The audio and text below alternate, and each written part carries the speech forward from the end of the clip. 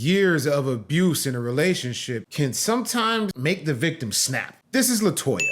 And back in 1999, she was a 27-year-old mother of 3, married to this man. Let's call him Beater, because you know. Anyway, one night, LaToya and Beater get into one of their many heated arguments over the use of the family van. Things are quickly escalating, so LaToya figures, you know what? I'm gonna stop here, I'm gonna go take a walk and cool off. So she leaves the house and walks around the neighborhood for like an hour and a half. Now, usually walks are meant to like calm the person down. And I'm sure that's what LaToya thought would happen when taking this walk. But oh no, as she was walking, LaToya got to thinking. See, LaToya had been wanting to get out of this relationship, but this man wouldn't let her. And as she kept thinking about her situation, she just got angrier and angrier. But then she says to herself, F it, I'm tired. I'm getting out this relationship tonight. But she didn't get out of it the way you think. So after an hour and a half of walking, LaToya goes back to the house. At this point, her husband had already fallen asleep on the couch. She walked straight up to him and punched him square in the mouth. He wakes up, kind of confused, grabs her and throws her on the couch, and then just goes to the bedroom and closes the door behind him. That's when she went to the kitchen and grabbed a knife. Tell me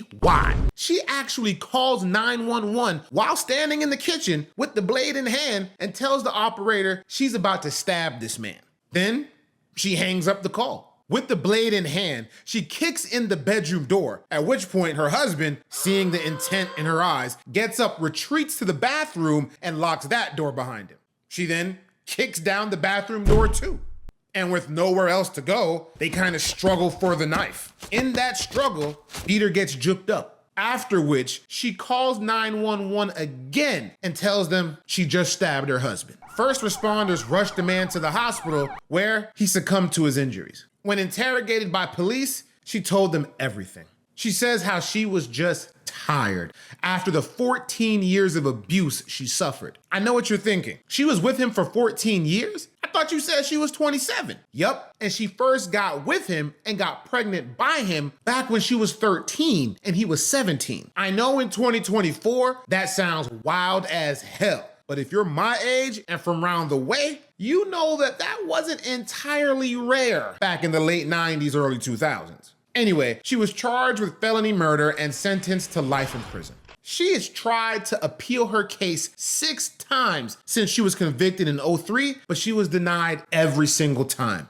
Until now. After serving 20 years, LaToya Dickens has finally been freed. She intends to spend the rest of her life advocating for victims of domestic violence. Moral of the story, we gotta start being there for our young girls so we can break this vicious cycle.